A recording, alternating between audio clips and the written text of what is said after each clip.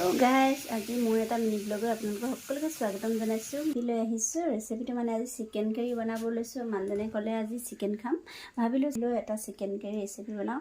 আৰু এইখিনি লৈ লৈছোঁ আধা কেজি চিকেন, আৰু ইয়াতে গোটা ধনিয়া, গোটা জিৰা, আৰু ইয়াতে নহৰু আদা পেষ্ট বনাই লৈছোঁ। আৰু এইখিনিত তিনিটা ডাঙৰ ডাঙৰ পিঁয়াজ কাটি লৈছোঁ, তাতে দুটা মানে কেঁচা জলকীয়া দি দিছোঁ। আৰু এইখিনি আলুখিনি ফ্ৰাই কৰি লৈছোঁ অলপ। এইখিনি ফ্ৰাই কৰাটো নেদেখালোঁ বাৰু। আৰু ইয়াতে কেৰাহীখন পতা আছে, কেৰাহী পাতি থৈছোঁ। আৰু এইখিনি চিকেন এতিয়া বনাম চিকেন কাৰী। একদম পিচকেইটা দেখিছে নাই, পিচকেইটা এই ডাঙৰ ডাঙৰ কৰি দিছে চব। আৰু এইকেইটা পিচকেইটা এতিয়া আধা কেজি চিকেন আছে। চিকেনখিনি মই অলপ গৰম পানীয়ে কুহুমীয়া গৰম পানীয়ে ধুই লৈছোঁ, কিয়নো মই মাংস বনালে সদায় গৰম পানীয়ে ধুই লওঁ আগতীয়াকৈ। আৰু গাইছ, এয়া তেলখিনি অলমষ্ট গৰম হৈ গ'ল। আৰু ইয়াতে মই কাটি থোৱা ডাঙৰ ডাঙৰকৈ তিনিটা পিঁয়াজ কাটি দিছোঁ। এতিয়া পিঁয়াজখিনি অলপ সিজাৰ পিছত এয়া মই হালধি,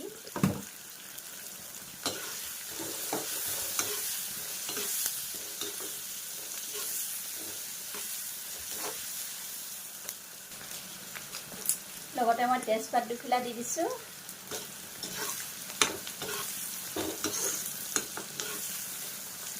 নিজৰ নিজৰ ষ্টাইলত গাইজ চবেই বনাই খায়, আৰু এইটো চিকেন কাৰী মই মোৰ ষ্টাইলত বনাইছোঁ আজি।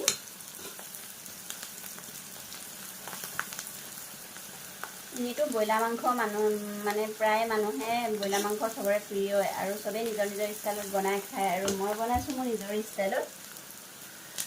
আলুটো ফ্ৰাই কৰি ল'লে কালাৰটো ধুনীয়া হয়, সেইটো কাৰণে। আৰু ইয়াতে দি দিম যোনখিনি ইয়াতে মছলা পিহি থোৱা আছিলে, গোটা মছলা ইয়াতে দি দিম। ধুনীয়াকৈ লৰাই দিম।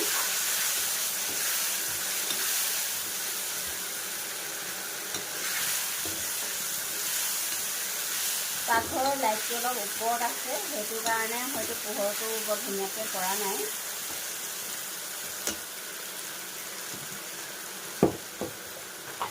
ইয়াতে দিম মই অলপ ৰেড চিলি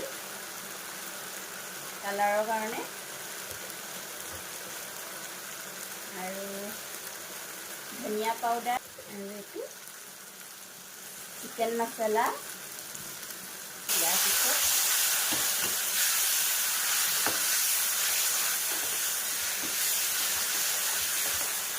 এইখিনি ঢাকি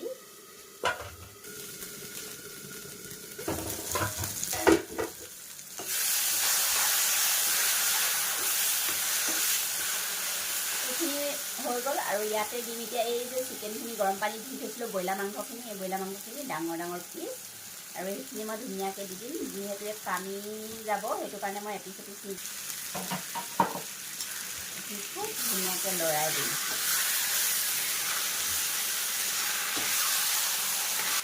এতিয়া সোৱাদ অনুযায়ী নিজৰ নিমখ, মই আকৌ নিমখ চামুচে দিওঁ, মই হাতেকেইটা আন্দাজে নেপাওঁ পায়।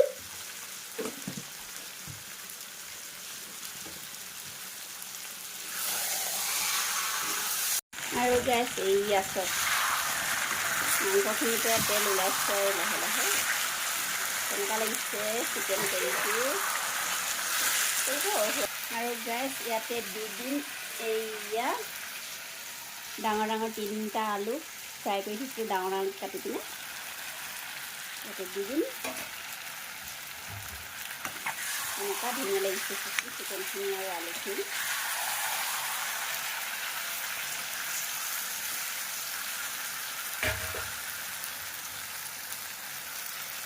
আৰু গাইছ, এয়া মোৰ চিকেন কাৰী ৰেডি। কেনেকুৱা হৈছে জনাবলৈ নাপাহৰিব দেই চব চিকেন কাৰী। আৰু এয়াই ভাত ৰেডি কৰিলোঁ, এতিয়া ধুনীয়াকৈ চাৰ্ভ কৰি দিম।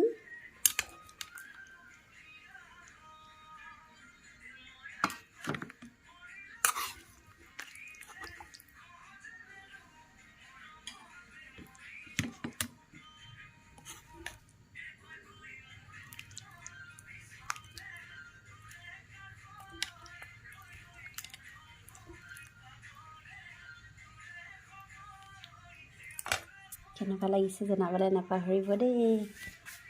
এয়া মোৰ মানুহজনৰ ভাত ধুনীয়াকৈ, লগতে এডোখৰ নেমু দি দিছোঁ। বিশেষ আজি একো বনোৱা নাই, অকল চিকেন কাৰী আৰু ভাতৰ লগত, গৰম গৰম ভাতৰ লগত খোৱাহে কথা আৰু দেই। এতিয়া আজিলৈ বাই বাই।